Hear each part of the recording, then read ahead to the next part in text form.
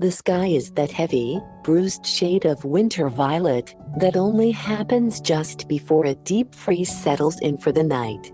It's February, 1980, and Leo is sitting in his basement woodshop.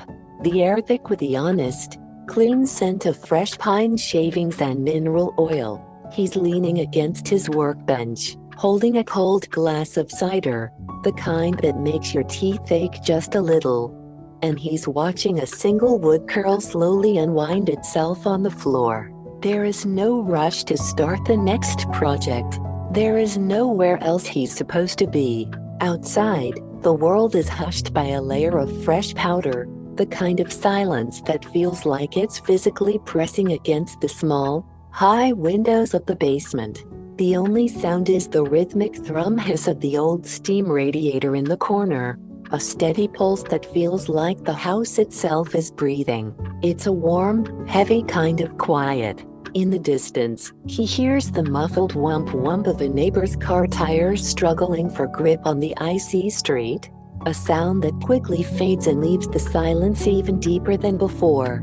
No phones are buzzing. No one is checking in. It's just the winter night, stretching out as if it has all the time in the world. Leo eventually stands up, his flannel shirt soft against his skin, and brushes a stray wood chip off his sleeve. He heads toward the back of the shop, his boots making a dull, satisfying thud on the concrete floor. He reaches for his old workbench lamp, and with a soft, mechanical click, the rest of the room melts into deep, amber shadows. He fumbles with the dial on his wood-cased radio, feeling the heavy, smooth resistance of the knob under his thumb. He isn't looking for news, he's just looking for a signal. Static blooms softly at first, a gentle ocean of white noise. He turns the dial with patient precision. A distant voice flickers in and out, swallowed by interference. Then he finds it, a low, steady jazz instrumental, brush drums and a patient upright bass.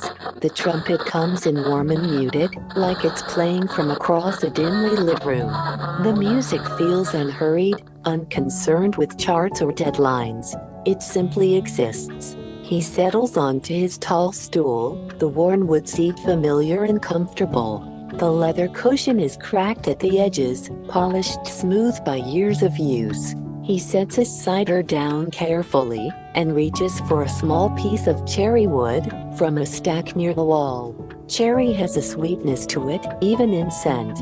When he runs his thumb along the grain, it feels almost warm, even before it's shaped. He isn't building anything grand tonight. No cabinets, no shelves, just a small hand-carved box he started last week. Something to hold spare screws, maybe, or matches, or nothing at all. He likes the idea of making containers without deciding what they'll contain. He picks up his chisel and sharpening stone. The blade is good, but not perfect. It never is. He drips a little oil onto the stone and begins the slow, repetitive motion. Shh. The sound fills the small pool of light around him. Shh. His breathing falls into rhythm with it. The radiator answers in its own language. Thrum, hiss, click. He checks the edge with his thumb, careful and practiced. Not sharp enough yet. He returns to the stone. Time loosens its grip down here. Minutes don't stack, they dissolve. Above him, the house settles. A faint creak from the living room. The quiet tick of the kitchen clock filtering through the floorboards. He imagines the snow gathering weight on the roof, feather by feather. He thinks about the day he just left behind. The fluorescent lights at the hardware store. The endless receipts. The polite nods. The way customers rush even when there's no reason to. He doesn't resent it, it's just noise. Necessary noise. Down here, there's none of that. The blade is ready now. He sets the stone aside and clamps the cherry block gently into place. The first cut is always the most deliberate. He presses the chisel forward, and a ribbon of wood peels away, curling into itself like a sleeping cat's tail. He pauses to watch it fall. There's something deeply satisfying about watching matter change shape under your hands. No arguments, no misunderstandings. Just pressure, angle, intention. The jazz shifts into a slower tune. The bass walks carefully, thoughtfully. The drummer's brushes whisper over the snare. Leo works along the edges of the box, shaving them into softer lines. The scent of cherry deepens as fresh wood is exposed. It mingles with pine from an earlier project and the faint metallic tang of tools. He takes another sip of cider. It's colder now, sharper. He welcomes it. At some point, snow begins to fall again.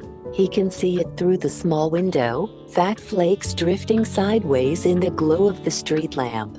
The light turns them into sparks. They fall steadily, without drama. He remembers winters as a boy. The way snow felt endless. The way evenings stretched on without television in every room, without constant interruption. Just card games at the kitchen table. The sound of his father turning pages of the newspaper. The smell of soup. He doesn't romanticize it. Not entirely. But he misses the pace. He sands one side of the box slowly, the paper rasping gently. He rotates it in his hands, inspecting the symmetry. It doesn't have to be perfect. In fact, he prefers when it isn't.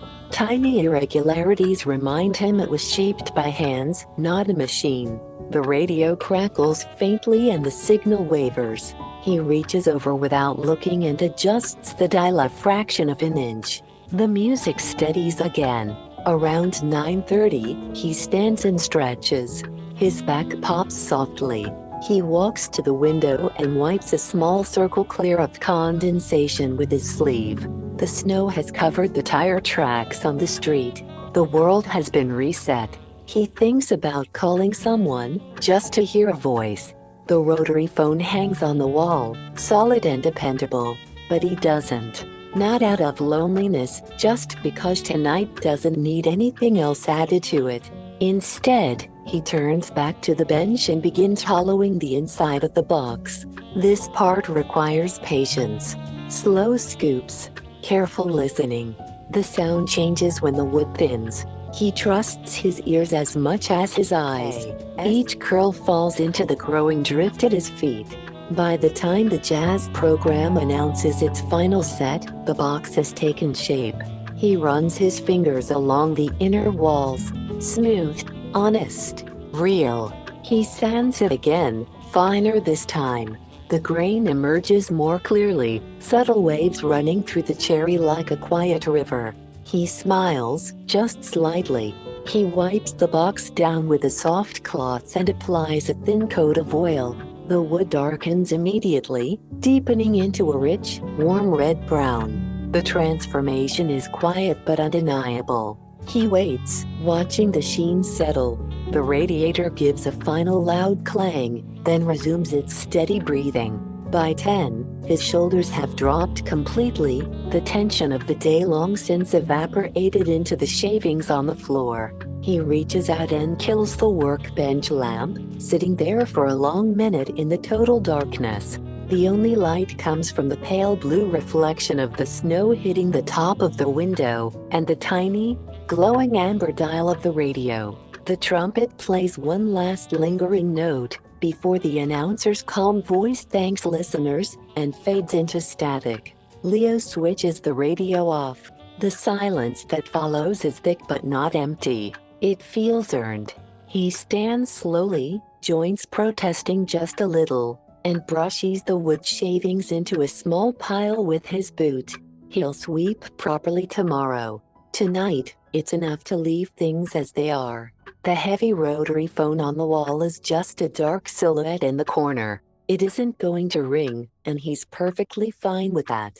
He picks up the small cherry box and holds it in both hands. It's simple. Unremarkable to anyone else, but it exists now, where it didn't this morning. That feels like something. He sets it gently on the shelf beside a row of other quiet evenings, objects shaped in amber light while winter pressed against the windows.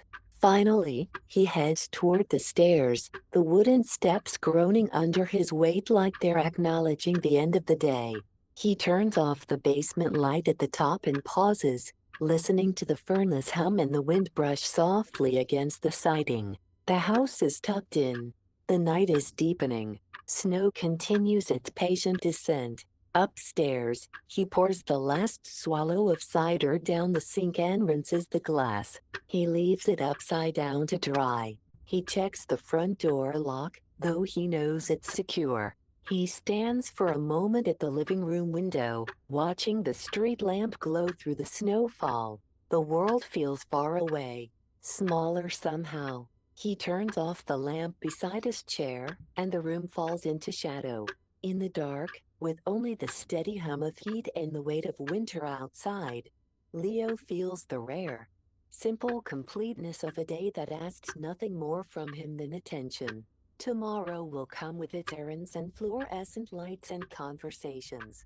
But tonight, there is wood grain under his fingernails, just still echoing faintly in his mind, and the deep, certain quiet of February, 1980, holding the house like a steady hand.